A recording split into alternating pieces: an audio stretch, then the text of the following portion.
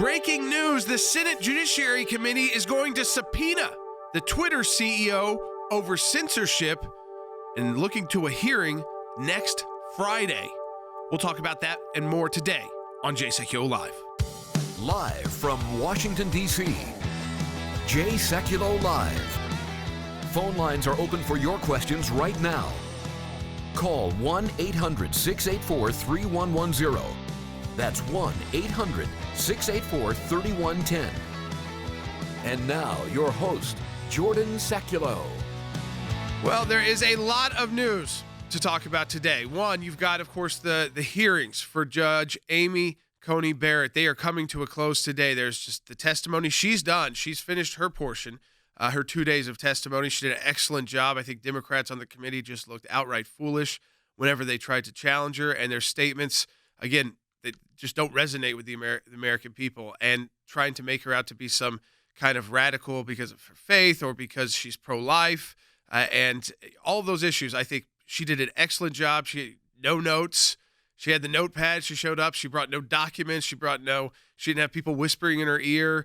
She was able to go through. It was, again, I think she put forward her judicial philosophy in each scenario she was brought to, whether it was like the hot button topics that people kind of tune into politically or that are politically charged, or the issues like business issues, antitrust issues, economic, a lot of the issues that go before the Supreme Court that don't get as much attention. So those hearings wrap up, and then you've got likely will be a vote next week. It'll be on the 22nd. That will be her vote out of committee. We expect a party line partisan vote, 12-10, and then it heads to Mitch McConnell. So you see the kind of flow here. President nominates, the Judiciary Committee has their hearings. They can hold it over for a week. That's normal practice. Then they vote, and then it's in Mitch McConnell's hands, the Senate Majority Leader, to figure out the voting time on the Senate floor, because there'll be an open time for debate. So you'll open it up for debate and how long that will go, and then you'll file a cloture motion ultimately, and then an actual vote to confirm Judge Barrett. Right now, it looks like that is on track. Now, with these Supreme Court nominations and in time with COVID, anything, you don't want to rule any possibility out of something coming up. So don't get overconfident ever until the confirmation is done. But I wanted to update you on that now that we've got some huge breaking news. Because the Senate Judiciary Committee is very busy right now, obviously, with this hearing on a Supreme Court justice with a lifetime appointment. But, Dad, they have now announced, after Twitter made that move to censor a New York Post article about Hunter Biden yesterday, they have now announced that this action by Twitter had just gone too far with the censorship. And they've been doing this for a few weeks, and it's really close to an election, so a lot of different laws come into place. And they have announced that they will have a vote to subpoena the CEO of Twitter, Jack Dorsey, and have him appear before the Senate Judiciary Committee next Friday, Dad. Well, here's the risk of what is happening, and I think we have to be very clear as to what this is. And the risk is that what you have is a major social media platform skewing the news, and skewing the news in such a way that the only reason they backed off of it was because there was other news outlets started reporting the New York Post story. So putting the whole issue aside on what's in the New York Post story, the idea that social media platforms are going to now be in the business of kind of skewing what you're going to see and what you're not going to see is very dangerous, especially 19 days out or 18 days out from an election for the President of the United States. And they then closed various people's Twitter feeds, including the White House press office. The press secretary, Kaylee's, was actually frozen. So that happened to our colleague, Rick Grinnell. I mean, this is what's got to stop in order for there to be at least a free flow of information back and forth. I want to add one thing on the Supreme Court nominee. Amy Barrett proved why she will be a great justice. She was unflappable. She answered the questions. She did it forthrightly. She drew the line where it would be inappropriate to answer a particular question on how you vote in a particular case. And frankly, I think some of these senators ended up looking, quite frankly, Jordan, ridiculous. All right, folks, we're going to continue. We're going to start taking your calls, 1-800-684-3110. This Twitter censorship, has it gone too far this close to an election where they selectively censor out news that appears to hurt Joe Biden? They don't do anything about Chinese propaganda. So 1-800-684-3110. We'll be right back. Because of your support, because of the support of every member of the ACLJ, one of the practice areas that we've been able to develop is Freedom of Information Act requests, or FOIA requests. It's thousands of pages of paper, and in those thousands of pages of paper, you usually find a nugget. The goal here is to gather the puzzle pieces. Sometimes you don't know which ones will be important until they become important. Government agencies acting out of control. We have exposed that in our FOIA litigation, and we do that every day that we bring these cases. It is your statutory right as an American citizen to have access to documents that reveal how the government is functioning, how your government is functioning. Do you remember the Iran deal? There was a video about what took place on that deal, and it was edited. And the edit took out the key part of what was going on. State Department, White House, editing videos to keep it from the American public. How do we know? Because our FOIA litigation got that document. We took it to the IRS. No one ever does that. And because of it, it's a very weak government agency that used to be the scary government agency. What the IRS was doing was violating the Constitution and statutory law. Because of the litigation we engaged in, it's a different agency. They can't do what they were doing before. And they've been hiding behind in the shadows. These FOIAs bring them to light. All of this information came because we went to court to get the information. Many times when we make these requests, the requests actually end up in court as the bureaucracy fights back to withhold the information. But that's okay, because the law is on our side. We are entitled to the information that is in these requests that we have made. We've got the declassified list of Obama administration officials who started asking to unmask. We have caught them now. They have no one in there to protect them anymore. They were used to the bureaucracy protecting them. Those of you that support the ACLJ, this is what it's all about at the end of the day. Think we haven't been on this, folks? We've been on it.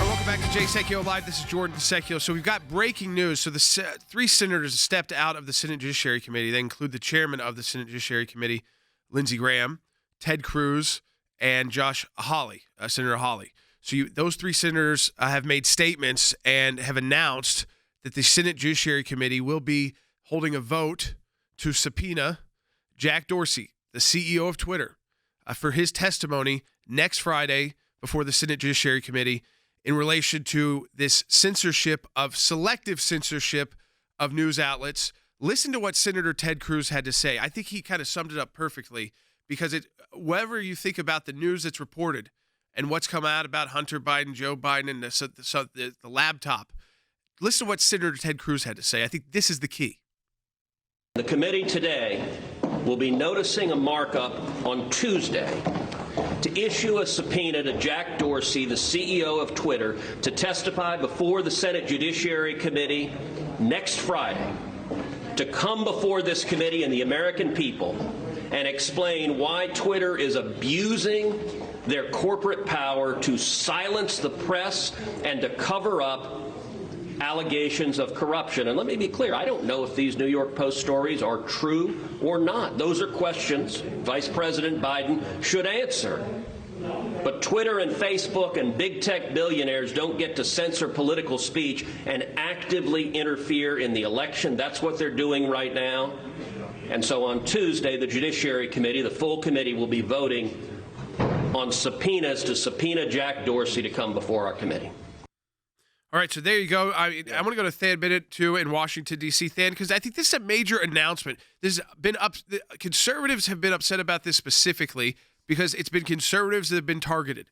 Our own Rick Grinnell, special advisor to the ACLJ, a former acting director of national intelligence and cabinet member, was locked out of his Twitter account was it last week? Yeah, last week, and had to have that resolved. And that's someone who has the ability to get it resolved. A lot of people don't. And so this, again, Than, has been resonating amongst conservatives, and now Twitter has gone and started banning newspapers, one of the fourth largest news outlet in the country. Yeah, this is not supposed to happen in the United States of America, Jordan. I mean, withholding information from voters right before an election, that happens in banana republics, not the United States of America, until maybe now. Look, Jack Dorsey could have gone out and used the platform that he runs to say that, I don't know, maybe he should say this story, in his view, is unverified and salacious. I've heard those words somewhere before. He didn't do that. He stopped millions of American people from being able to access the same information that he used to come to his conclusion. But Jordan, I want to underscore something you said about Ted Cruz and Chairman Graham and Senator Hawley's announcement that they are going to subpoena Jack Dorsey. By the way, Senator Hawley has also invited Mark Zuckerberg to be a part of that. He traditionally, Jordan, has been more willing to appear voluntarily. Either way, I expect both of them will be there on Friday. I think they will use subpoenas for both if they have to, but at this point, I think that it will only be necessary for Jack Dorsey. But here's the point I wanted to make. They're going to take that vote on Tuesday. Then they're going to report Judge Barrett out of committee on Thursday, and then they're going to have this hearing on Friday. How would you like to be a member of the Senate Judiciary Committee over the last couple of weeks or next week? It's going to be a very full week for them. Yeah, Dad? This is really big. I mean, you know what? I think that the main thing we're saying, and I think this is the point that has to be reiterated, and let me say this very clearly. The idea that these tech companies, and we utilize them. I mean, look, we're on Twitter, we're on Facebook, we're on all these platforms. But the idea that weeks before an election, literally days before an election, in fact, the election is going on right now in many states, people are voting.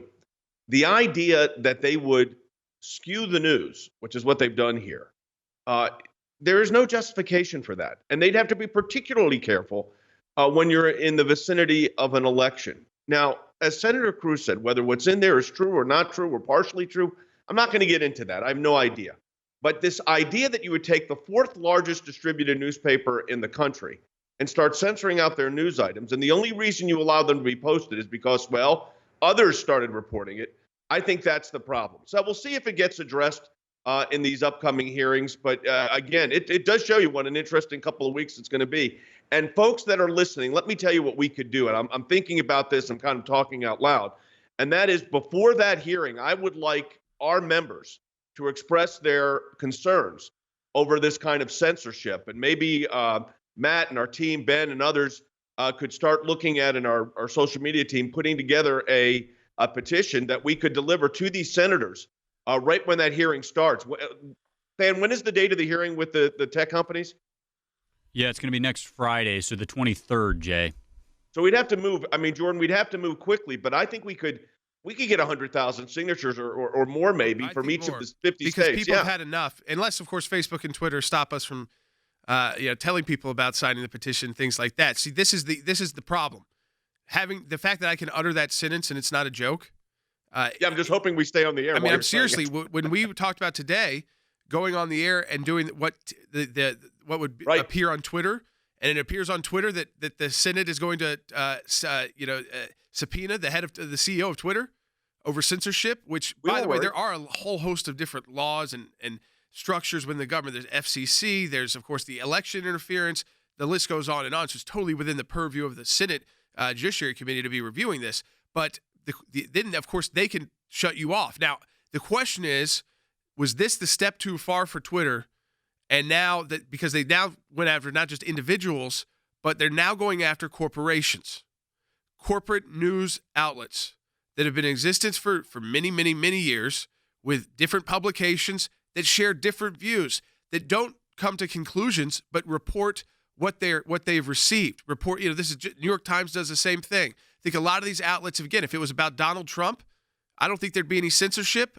And I think the New York Times would have published the same information about one of Donald Trump's family members if you just substituted the name and they'd put out the information, and Twitter wouldn't censor it. Yeah, they're going to take down New York Times articles or Washington Post articles about the Russia investigation, which has now been proved to be completely false. A lot of the reporting, or the Steele dossier. Are they going to go back and say, now that's not, we're going to start censoring those out? Of course they're not. So this is what we used to call this in the classic litigation sense, and I handled a lot of these cases at the U.S. Supreme Court, and that is viewpoint discrimination. It's not like we're saying we're not going to run newspaper articles on our platforms. We're just not going to do that. Instead, they say we're not going to run this message or this viewpoint on Facebook or Twitter or whatever it might be. But Jordan, you're right. Before we went on air, we said, we got to be careful ourselves here because we could be the victims of the censorship. And one of our colleagues, Rick Cornell, has already been that. Yeah, yes. absolutely right. Let me play Senator Lindsey Graham on this. He is the chairman of the Senate Judiciary Committee. So for this to move forward quickly like this, of course, he has to be on board as well. He had this to say. Nobody in Twitter and social media shut down anything about Trump and Russia. So we're going to proceed Tuesday. Hopefully the Democrats on the committee will be as interested in this as we are, because it's us today, it could be them tomorrow. That's the whole point, is that it shouldn't be partisan at all. Unfortunately, it could become that because you've got the more liberal news outlets going after another news outlet. I mean, it's kind of sickening to see, actually, in a country where we have freedom of the press in the Constitution, First Amendment, and freedom of speech. And, they love protecting their sources and confidential sources, and they've gone to the Supreme Court and gotten those protections for themselves. And the famous New York Times cases, they love putting out classified info that gets leaked to them, unless it's something about, unless it's near an election and it's something about the candidate they prefer, or sometimes even will endorse in their editorial pages. And that's because, and the Supreme Court has been unanimous, that viewpoint discrimination is unconstitutional. Now, whether those standards would apply to a private-owned social media company, that's a different story. Those are different legal issues. But the general rule, you shouldn't be thinking about is that a outlet, if there was any state action, and there'd be a legal question on that, you cannot discriminate based on particular viewpoints. But let's go take it a step further here. Now they're going to call for a hearing. I hope the practice is, I wish the hearing wasn't necessary. Unfortunately, it is, because you cannot have this kind of censorship. Jordan, what are we, 19, 20 days away? 18 days away from the election? This is happening really soon. And the idea that you'd be skewing the votes, I just think is really dangerous. Absolutely. This is, again, we're under 3 weeks. We're under 3 weeks now from the election date. And people have got to understand that this becomes interference. They're picking and choosing what information gets disseminated. We're 19 days away. 19 days away. People are, the early voting in states that have that, that's now underway. The in-person early voting is underway. I see the lines. I drove in to the studio today. There's actual lines for early voting. And these are just the first couple days where I am. So this has an impact. And I think the bigger story here is it's believe what you want or not, like Ted Cruz said, or get to the bottom of and have Joe Biden answer the questions. Why did his campaign say there was no meeting ever, and now they're suddenly saying they're not putting that out? That's politics. They got to answer that. But why are we censoring people from sending out tweets? And by the way, we're preparing a response to Twitter right now on behalf of Rick Cornell because of him being blocked. That's actually going out today. And here's the issue I go to, because this information came out from Catherine Herridge, and we haven't had a lot of time to cover it yet, but this is key. This is the FBI declassified a spreadsheet that the Bureau, and I'm holding up in my hands the spreadsheet from the FBI, which, again, it's not very impressive. It's long. It's a long spreadsheet when you have to print it out, but this is the spreadsheet used by the FBI to try and corroborate the Steele dossier. Now, there's a lot of problems with it, but one of the main problems you'll see is that to corroborate the allegations, what do they cite? News stories. They actually cite news stories not as reports, but as a way to corroborate allegations. They're the FBI. If they see a news story, they're supposed to go and corroborate if they think there was wrongdoing or something they need to investigate. But they were using that news sources. This gets to, again, they abused the use of the news at the FBI under the Obama administration, and now they're censoring the news through their tech company friends. Of course, news that they made sure got leaked out, or at least was leaked out. Remember, Christopher Steele's contract with the FBI was terminated for what reason? Leaking information to the press. So he leaked information based on nothing, right? The unsourced, unverified, got a media story. The FBI then takes the media story that they fired Chris Steele for leaking, turn it into a FISA warrant, and take it to a FISA court. That's what they did. Well, look at this. I'm going through the footnotes. So for each one of these, if you're watching, I'll go through. There's a report, there's an allegation, and there's the corroboration and analysis notes. And they put quotes in there. And if you look at the quotes, on the first one, they're just quoting for corroboration the Washington Post, and then the first footnote is a Politico article. The second one is a Washington Post article. The third is Washington Post. Fourth, Politico. Fifth is Washington Post again. I think Amazon is involved with this, folks, since they own Washington Post. You got to ask Jeff Bezos about that, huh? Washington Post again. Washington Post again. These are all, I'm going through just the first 14. It's literally all news sources until they get to a couple of State Department records of Hillary Clinton's travel. And then it goes back to Washington Post, Politico, Washington Post. That's the first couple of pages of sites. All news outlets, both those same two, Politico and Washington Post, one owned by a huge tech company, Amazon. And again, they're using that to corroborate, not as something to say we need to look at it because it's being reported. They're saying, well, if they're reporting it too, it must be something that we can actually use to justify ultimately investigations that led to FISA warrants to spy on American citizens who happen to be, they left out that FBI attorney has pled guilty to a crime. That American citizen was a government asset, a U.S. asset. Carter Page his cover was blown because the FBI attorney who has pled guilty to a crime left that information out before it got to the FISA, people putting together the FISA application to get a warrant on Carter Page. And they cite news outlets. But yet these same big tech companies are now censoring news. So this is the problem. As Ted Cruz, Senator Graham said, you have to do something about it. And it's not just because it's happening to conservatives. It's because it just shouldn't be happening, Dad. That is the key here, is that these companies they are private companies, but there are laws, there are rules, and they have to abide by them. Well, they all have internal rules as well. And evidently, they made this big statement about how they were going to be fair and neutral, and they were not going to violate the laws, and they were not going to violate their own internal policies. And my question to these tech companies but it sounds like that's exactly what you're doing. And I don't know who pushed the button to say the New York Post was going to be the one tagged. I don't know who was the one who decided, that's going too far, we're just not going to do that. But that's not what the law is set up to do. And I think that there's something else here. When our colleague Rick Grinnell was censored and ultimately opened, the question that I ask is, of course, did they ever say to Rick or to Rick's team, hey, we shouldn't have done this, this was inappropriate? Did they ever say that? Did they ever acknowledge the wrongdoing of this one-sided censorship that they're engaged in? No, I mean, this is the issue, is that they kind of just go ahead and they unblock you after the public pressure, after they've been contacted by attorneys, but they don't say that what they did was wrong. And so we're actually in Rick's situation demanding that they acknowledge what they did was inappropriate and wrong, and so that there's some record of them actually saying it wasn't just some kind of accident or some kind of algorithm, but it was a decision that was wrong, and apologizing for that kind of action. And see, this is just building on the issue, and that was I think a much less because he's an individual, and they were trying to say, well, because he was holding up the ballots, that it was somehow that were given to him by someone he knows who said they could be shared.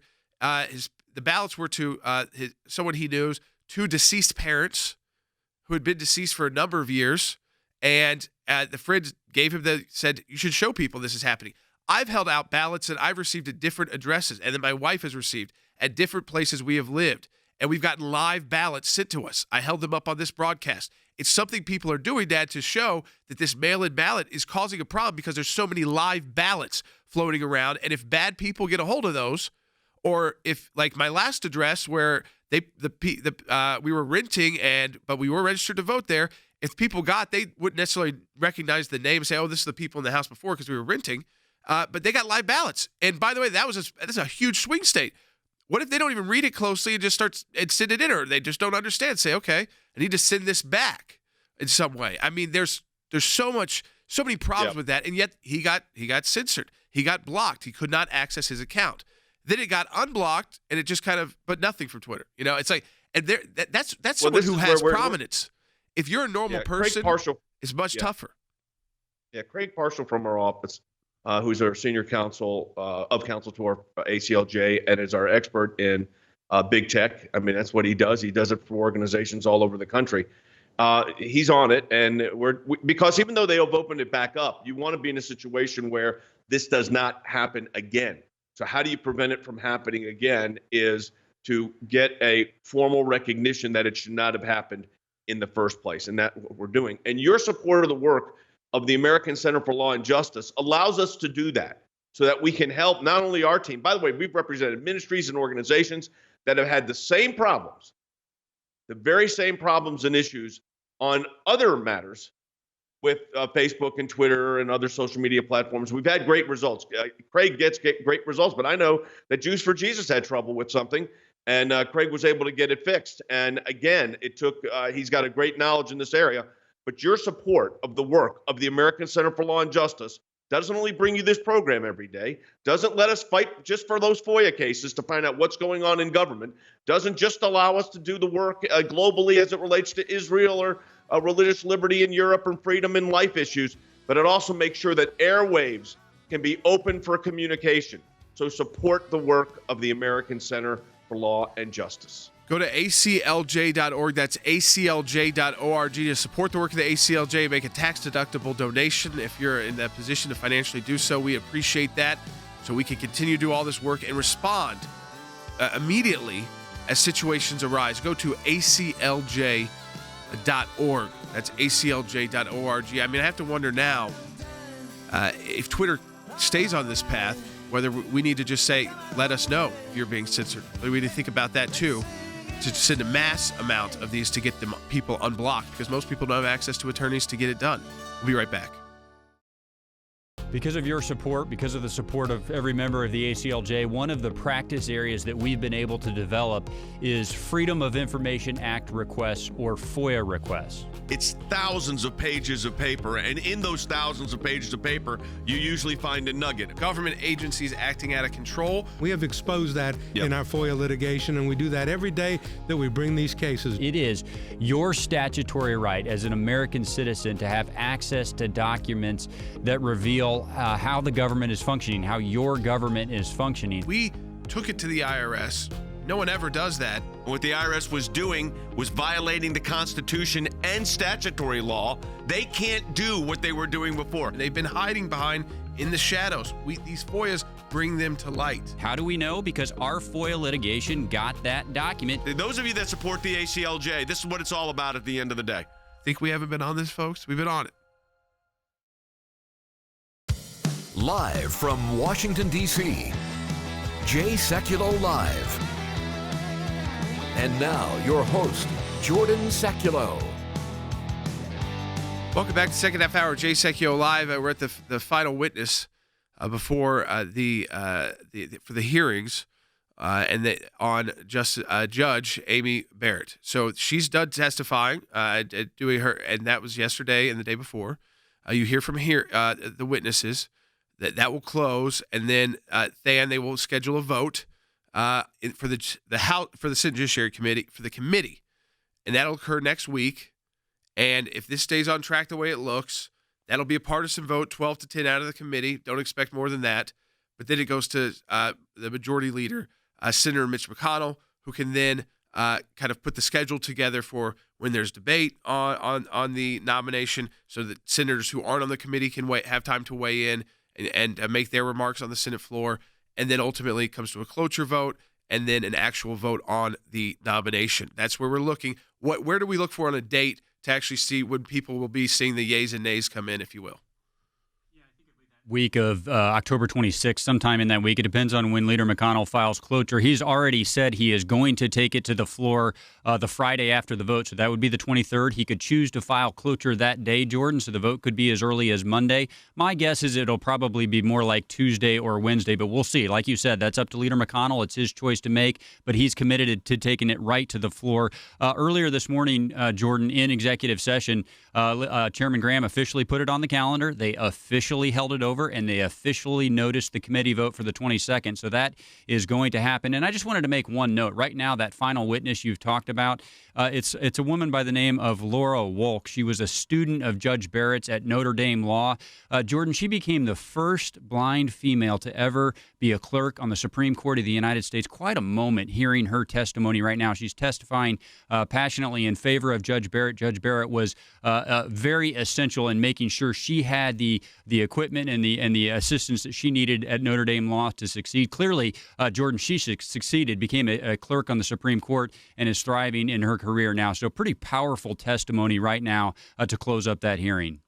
All right, so that's where we are with, Judge Barrett and her path to becoming Justice Barrett, and we'll continue to update you on that. So there will be kind of a week, Than, where there will not be much, to see on the hearing or to hear about in the hearing, and then there'll be the vote in the committee, and then it moves on. So after today, it's kind of goes a little bit quiet for a week on the actual. Not that people will stop talking about it, but that there won't be official business going on that we can watch and tune into and see, and then they'll come back together for that vote.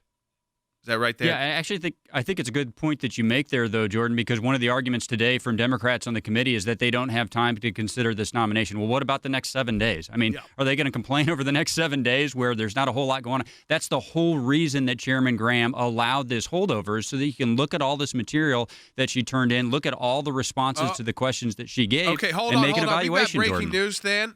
Dianne Feinstein just did it again. Hot mic. She didn't know her microphone was on. We have the audio. And here's what she said. Take a listen. She's been pro-life for a long time. So I suspect that her is deeply personal and comes with a religion. You heard what she said there. She's been pro-life for a long time. And I suspect her whole life. Yeah. With her, it's deeply personal. And again, this is the part that's really key. Comes with her religion. Comes with her religion. It's not the fact. I don't really care that Dianne Feinstein says she's been pro-life. That's true. Senator Graham even said that as the chairman. It's the way she said, I suspect with her, it's because that just comes with her religious belief. Because at Caught bottom, again. Exactly what they've always wanted to do. They were embarrassed to do it this time in a live mic, so they got caught in a hot mic. They didn't want to do it when they're there asking questions, but they that's all they're thinking about. You know what this means, Jordan? Than, Amy Barrett will be the Associate Justice of the Supreme Court of the United States in about 2 weeks. Yes, because that's what it means. Dianne Feinstein just made the ad for the Trump campaign.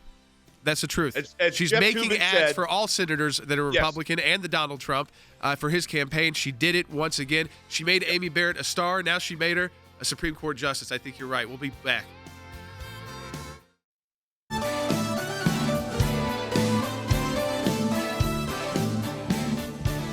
Welcome back to Jay Sekulow Live. This is Jordan Sekulow. We are taking your phone calls at 1-800-684-3110. That's 1-800-684-3110. This is happening again. This is breaking news, folks. That, again, is just because, C-SPAN, unlike some other news outlets, when the hearing is ongoing and they take those breaks, they just kind of keep the camera on. I mean, that's known. The senators know that. And the senators, by the way, no one's like in their face with a microphone right now, but they do have to turn off their mics, and other senators do. And there's live mics. You got to know that if you're in that room, there's cameras on you. It's live right now, and that what you say is probably being picked up by people. Well, Dianne Feinstein wouldn't say it during the hearing when she was speaking to her microphone this time, but she's done it again, attacking, obsessing over Judge Barrett's religious faith, saying just moments ago when they were in a break, and it will play you the sound again, that it comes, that her pro-life views just come with her religious faith. I mean, again, they are barred by the Constitution of the United States from even considering your religious faith. Article 6, when they are deciding whether you are fit to serve in a position in the government. But yet they are obsessed. So I will say this again because we're going to a break. Senator Dianne Feinstein made Amy Barrett a star amongst conservatives all across the country, not just conservatives in the legal world, but conservative activists. And people were so excited about her because she brought attention to her hearing and attention to Amy Barrett before she was even a judge, because she said the dogma lives, loudly within you and deeply and all of that. And so that became huge. And then Durbin said the Orthodox Catholic thing. And so people said, well, let's really follow her then on the bench because this is absurd what they've done. It got all this attention. Usually circuit court nominees don't. And it really elevated her as someone to watch. Well, they did. And so now she's been nominated to the Supreme Court of the United States because of what Dianne Feinstein did. We knew she would get the nomination, I think, definitely came with the fact that she became elevated as someone who people were paying attention to, who helped advise the president on making these decisions. And now she's been caught again, Dad. We'll play it in a second, but I believe, and you believe too, so Dianne Feinstein made sure, ensured she'd be a circuit court nominee because that was it after she said that. They just basically stopped and just moved the nomination through because the pushback was so strong. But she just did it again. I think they're done again because this is going to be all over the news in minutes, and people don't like, and the Constitution bars this obsession they have over people's personal religious faith. I want to ask our production team if they could find for me, it may take a few minutes, Jeff Toobin's statement. When he referenced Dianne Feinstein, he said she shouldn't even be on the committee, and then made the statement, then when they attack her religion again, he said, yeah, good luck with that. That's not going to work out very well. And that yet they did it, it's even if they don't say it publicly, now they're saying it privately, but on a hot mic. So I think it'd be good if we'll play what Dianne Feinstein said, but let's also dig up what Jeff Toobin said just a couple of weeks ago, leading into this hearing. I think that's very relevant. Yeah, I mean, let's listen again. So Senator Feinstein. So let me just explain again what happened. So the hearing is live stream on places like C-SPAN, and when they take a break, they don't shut off their stream because the senators are moving around. They let people see the imagery of that and kind of like what happened. Senators all know that. You can see the cameras. They're all over actually. But C-SPAN, and they get the audio feed from the microphones. I mean, they're not doing anything wrong by that. That's how they hear. That's how they're able to broadcast the audio. But they keep it running because they don't go to commercial break. So if it's silent, it's silent on C-SPAN. They don't care. And if it's just crowd noise, room noise, that's fine. Well, Senator Feinstein was talking to someone, and she said this, and either that person's mic wasn't off or her mic wasn't off, and it's being broadcast live. Take a listen. She's been pro-life for a long time. So I suspect that her is deeply personal. And it comes with a religion and so there it is again, Dad. It comes with her religion because it's and so she's pro-life for a long time, and it just comes with her faith. By the way, you could be pro-life and not religious. You could think that killing a baby at 8 months is wrong. You could believe that abortion is wrong for scientific and medical reasons. It's not just about religious faith, but they said the fact that they're obsessed so much with religious faith is what upsets me so much. It's outrageous. It's disgusting. And the founding fathers knew even that they should never, ever decide about anyone's qualifications, whether they're qualified or not to serve in a government position based on that person's religious belief. And they actually bar it in the U.S. Constitution. We have an oath clause in the Constitution. Way before you get to the Bill of Rights and the amendments. Oh, yeah, right. You can't have no religious tests. I mean, it couldn't be any clearer than that. There are no religious tests, which Dianne Feinstein obviously doesn't agree with because she always comes back to a religious test, even when she doesn't want to say it during the questioning. Now, do we have the Jeff Toobin soundbite? Will? 2 seconds. Yeah, here we go. No. What are you saying, Will? We're working on it right now.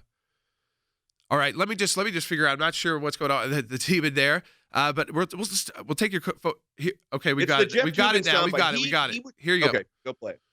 Her incredibly inept behavior during Judge Barrett's confirmation hearing had an enormous consequence that helped the forces that Dianne Feinstein has spent her entire career fighting against. I mean, that's just what happened. So, again, but they did it. Dad, I mean, that is the key. And Than, you go to Than too. This is Article 6. They're not supposed to do this. And she got caught the first time because she did it right to her face, to Judge Barrett's face. Said, many of us are concerned because, it sounds like the dogma lives loudly within you. And that was outrageous. Dick Durbin, who's now talking right now, he called her an Orthodox Catholic, which is just a made-up way, I guess, of saying that a Catholic that actually believes in the tenets of the Catholic faith. But these are not their jobs. And yet they obsess over it, and Dianne Feinstein continues to obsess over it with this nominee. Jordan, I think this is an example of out of the depths of the heart, the mouth speaks. I mean, Dianne Feinstein said it in public last time. She wasn't willing to say it in public this time, but very revealing. As soon as the cameras not go off, as soon as she thinks maybe that nobody's paying attention, she says it again. Jordan, but I just want to reiterate this point. I mean, you've made it, but we have to say it again. Why is it that you can be pro-choice and agnostic and not get this question at all? Of course you're qualified based on your legal experience, but if, God forbid, you're pro-life and fervent in your faith, you have to come before a committee and get this kind of animosity. Not only is it inappropriate, it is unconstitutional plainly under Article 6. But when it comes to the life issue, I've said this for 40 years, I'll say it again today. There is an abortion distortion factor. It changes all of the rules of the Constitution. It changes all the rules of normative behavior. It changes all the rules for confirmation for justice of the Supreme Court. Do you think for a moment, did anybody really think that this wasn't in the back of Dianne Feinstein's mind or at the forefront of it? The senator said it during the confirmation hearing when Amy Barrett was up for a Seventh Circuit Court of Appeals. She mouthed it again to a live mic that she may not have known was live. But folks, don't deceive yourself. This is what they want to do with people of faith. This is the animus. They're the ones that have animus. They're the ones engaged in discriminatory conduct. They're the ones that want to change the rules if you have faith or if you're going to actually put your faith into action on an issue like life. They're the ones that distort the meaning of the Constitution. They're the ones that hold up the Constitution and are willing to shred it to get their way. Literally willing to shred it. Like there's a no oath clause, no religious oath test clause in the Constitution of the United States for a reason. The founding fathers were smart. They understood exactly what this senator is thinking. And as Jeff Toobin said, good luck with that. It did not work out well with you last time. And let me tell you what it just means this time. Confirmed. So Dianne Feinstein, congratulations. And I thank you because I think that Amy Coney Barrett's going to be a fantastic Associate Justice of the Supreme Court. You did it again. Well, they can't help confirmed themselves. Now. They can't stop. They hate now. religious Absolutely people. not. I mean, I will say this far.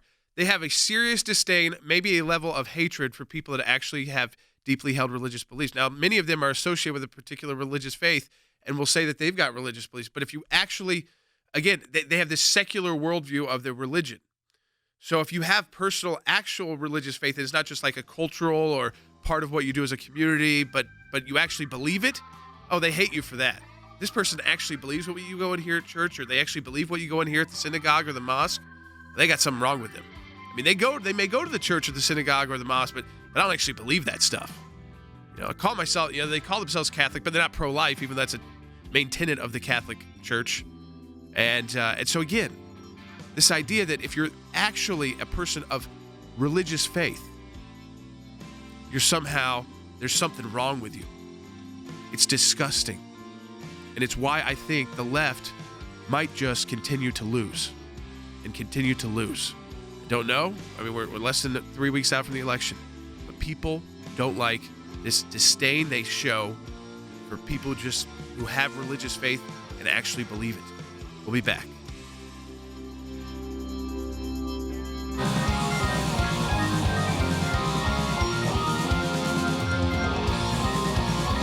All right, welcome back to Jay Sekulow Live. So again, I want to take some phone calls, but I want to hit Dad one more time just so people are joining us, because this is breaking and it's happened in the midst of it. It really hasn't gotten to the news yet because you've got the hearing started again, but it's out now in social media because and it's because it was happening during one of the breaks. But C-SPAN doesn't cut from the breaks. They don't have commercials, and they just they let people see it for various reasons. They keep the camera on. You kind of see like what's going on in the hearing room, and you see the senators walking around, and there's microphones everywhere, and they can turn those off. I have a button right here that can turn my microphone off. But if you don't turn it off, and you could be definitely talking to somebody who maybe it's their mic that's not off. So there's lots of microphones everywhere. There's video cameras everywhere, and all these senators, especially Dianne Feinstein, who's been there forever, know that C-SPAN doesn't stop their feed and cut to break. So it's like you're not really in private. You were in public, and it's very public. And they've caught her again going basically attacking Judge Barrett's religious faith and say, it's too much. It comes with her faith that she's pro-life. So nothing we can do to change her about being pro-life. Here's the thing. It is a breaking news alert in one sense, but in another sense, it's not a breaking news alert at all. You know why? Does anybody really question that those members of the Senate Judiciary Committee don't think that the fact that she is a person of faith, that cuts against what they want? Of course they do. So now they mouthed it the last time she was up for the Seventh Circuit, and they got a lot of pushback. And they got a lot of, I don't know if we ever found the bite with Jeff Toobin where he says, good luck with that, if they try that again. But of course, so okay, so I'll play that in a moment. But so in a sense, it's a breaking news alert because she's caught on a live mic. But in another sense, of course, this is how she thinks. Because they think if you're a person of faith, you don't get to participate in these kind of positions, or you cannot be a public servant or a justice on the Supreme Court of the United States. That's the irony of all this. But Jeff Toobin from CNN said this about Dianne Feinstein. I want you to listen to it, especially what he says at the end.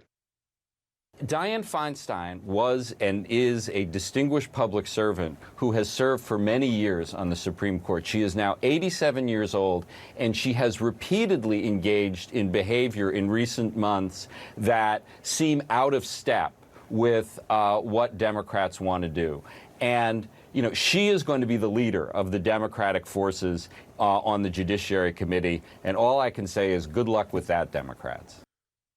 Well, and Jeff was prophetic in that sense because that's exactly what happened. All right, let's take some calls. It's interesting, too. I was looking at, because this is out mostly on social media, it was actually CBN News. It was not C-SPAN. It was our friends over at CBN News who kept their feed going. And they didn't cut it. They didn't cut it or anything. They just people saw it, that they're in their feed, which they have the access to because the government gives you that, the Senate, to the audio and to the mics, and they just had like a one camera feed going, nothing unique or special. Good job, CBN. And our again special advisor Rick Riddell, this idea that he tweeted out that this is the way she sounds there is that being somehow a person of religious faith comes with baggage. It comes with being pro-life. Instead of like freeing you from baggage, it comes with baggage. And one of that with Judge Barrett is like, well, so long as she's so religious, well, she's going to be pro-life. We can't do anything. You know what she's kind of saying there is she's not going to be one of those Supreme Court justices that moves to the left.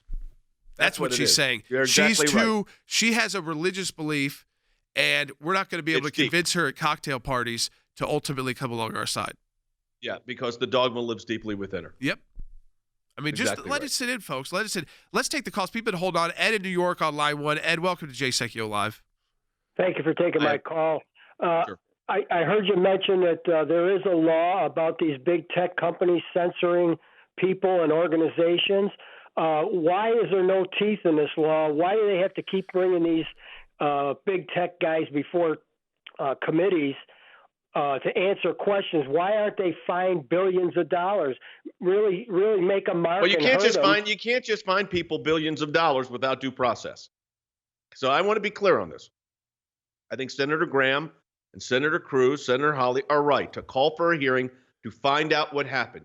There is no magic bullet here. There is no law you could say, okay, you're charged, and $5 billion is what you're going to pay because you made these statements. That's not the way the law works, Ed. I appreciate you calling in, appreciate you listening. And we would not want the law to operate that way, because if it did, it would affect all of us too. So what do? You call for a hearing and you find out exactly what happened before you take the next action. These are private companies. The rules are different. It's not a state actor here, but what they have such a big footprint that they're applicable laws. But the idea that you just go in and fine them $5 billion, well, our team doesn't do that. No, I mean, no. You got to have the investigation. You got to have the hearing. You got to see the pattern in practice that they continue to do it. They continue to do it selectively to a group. So it's not just wrong censorship on like both sides, but is it censoring a particular viewpoint? Here it appears to be mostly conservative. There's FCC rules. There's all these different rules. Some are fines, like you talk about, and then the others are, again, but to develop those fines, you've got to kind of see this record of when they said they were going to start doing this censorship because the left was calling on them to do it, which is so ironic in many ways, how would they do it? They said they were going to be fair. It was going to be very selective and go through practices, and now it's been only conservatives. That's the problem with this. Let's go to Kay in South Carolina on line 3. Hey, Kay. Hey there. I'm so glad for all that y'all do. Thank you very much. Thanks. I know that the Amy Coney Barrett hearing, it was wonderful. She held up great, and I'm excited to have her join the bench.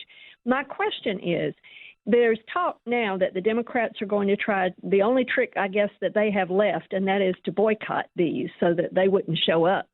What can the Republicans do, and how can we overcome that? Vote is all you have to do. Go to Than Bennett on that. All you have to do is vote, because if none of them show up, there's still a quorum, Than, and the vote goes forward. Yep, you don't need them. They've said they're not going to provide a quorum to either the committee or the floor. Well, guess what? They don't have a majority in either the committee or the floor. So you know what? Actually, in some ways, Jay, maybe the vote would be easier if they didn't show up. There's enough Republicans to provide a quorum. There's enough Republicans to confirm her. Yeah, especially now, Jordan, with this latest revelation of Dianne Feinstein's, which is no shock because we know this is what she was thinking the entire time. So who's surprised at any of this? But let's be realistic here. If they don't show up, she's still confirmed. If they show up, she's still confirmed. So you know what it means at the end of the day? She's confirmed. I think and they don't understand that because these senators may not have seen this yet, that this has happened. So that Blumenthal and her and Feinstein was even talking. I think probably Feinstein is learning about this right now because they're showing the hearing. And she was speaking as the ranking member of the hearing.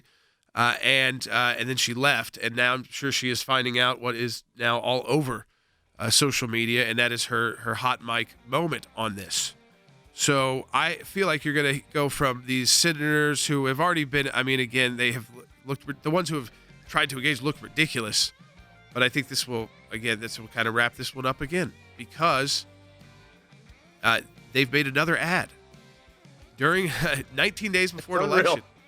4 Republicans running for the Senate, for the president, because they are attacking their ranking member of the Judiciary Committee, the highest ranking Democrat on the Senate Judiciary Committee, is showing her disdain once again for someone because of their religious faith. And is that a tenet of the Democrat Party? Yeah, secularism. Now, again, we'll talk about this more tomorrow on the broadcast, the other stories we're getting to. Go to aclj.org, support our work, aclj.org. We'll talk to you tomorrow.